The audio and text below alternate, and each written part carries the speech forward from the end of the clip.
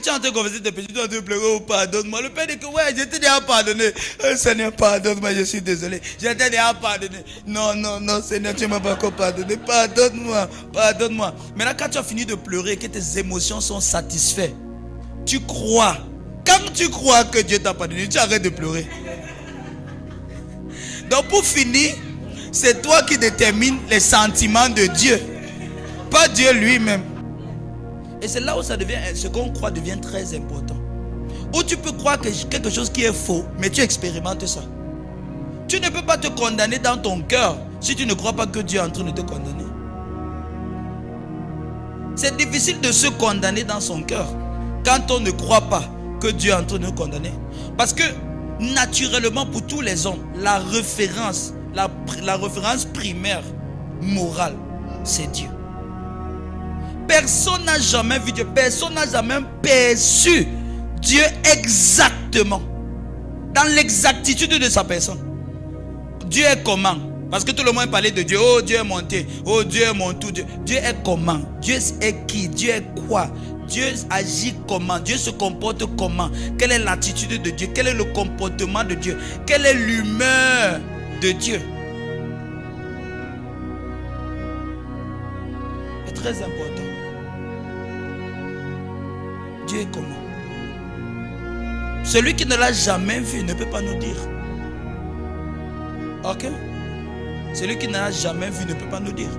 Celui qui n'a pas vécu avec lui ne peut pas nous dire. Et la plupart du temps, on a seulement les on-dit de Dieu. Ce que la plupart des gens connaissent de Dieu, c'est les on-dit. Ce que les on-dit, c'est qu'on a vu à la télé Africa Magic. Dieu qui est tout le temps en combat perpétuel avec le diable. Donc le Dieu n'a rien d'autre à faire. Son seul travail, c'est de bagarrer avec le diable. C'est un boxeur.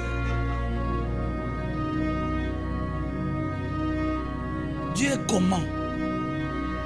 Dieu vit comment? Dieu fait quoi? Qu'est-ce qui réjouit le cœur de Dieu? Comment Dieu nous regarde? Comment Dieu nous considère? Comment Dieu nous considère? Comment est-ce que Dieu nous traite? Quelle est l'opinion de Dieu vis-à-vis de toi? Qu'est-ce que Dieu pense de toi? Quelle est la considération que Dieu a à ton sujet? Quand tu pries, Dieu se comporte comment? Est-ce qu'il dit oh, moi l'enfant, c'est même qui ça? Tu demandes. Depuis que Dieu est venu à l'église, c'est comme ça que... Est-ce que tu viens? Dans la tête de beaucoup de personnes, c'est comme ça que Dieu est. C'est pour ça que quand ils ne sont pas venus à l'église, ils commencent à se condamner dans leur cœur. Est-ce que tu sais que l'une des raisons pour lesquelles tu te condamnes, c'est parce que tu crois que Dieu te condamne? Tu ne peux pas te condamner dans ton cœur si tu ne crois pas que Dieu est en train de te condamner. C'est difficile de se condamner dans son cœur quand on ne croit pas que Dieu est en train de nous condamner. Parce que naturellement pour tous les hommes, la référence primaire morale, c'est Dieu. Qui est souvent dans notre cœur comme la voix de notre conscience. Maintenant, quand tu crois que Dieu est fâché contre toi, toi-même tu commences à être mal à l'aise. Maintenant, je pose la question. Et si Dieu lui-même n'était pas fâché et que ce n'est que ce que tu crois, regarde ce que ça va faire. Même s'il n'est pas fâché, tu vas quand même te sentir mal et expérimenter ce que tu crois de lui, même si ce n'est pas vrai de lui. Et c'est là où ça devient, ce qu'on croit devient très important. Où tu peux croire quelque chose qui est faux, mais tu expérimentes ça. Tu crois quelque chose qui est faux, mais tu expérimentes ça. Et quand tu expérimentes, ça devient encore plus vrai pour toi. Ça veut dire que le faux est intensifié. Donc tu certifies le faux.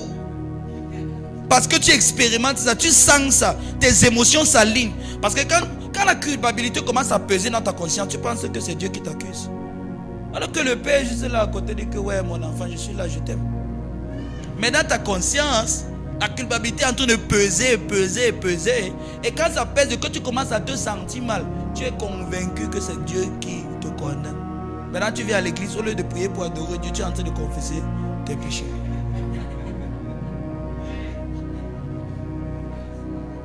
Oui, tu es en train de confesser tes péchés, tu es en train de pleurer, oh pardonne-moi. Le Père dit que ouais, je t'ai déjà pardonné.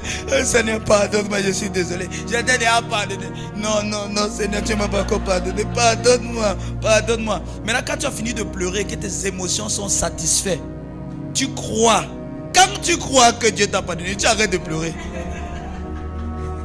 Donc pour finir, c'est toi qui détermines les sentiments de Dieu, pas Dieu lui-même.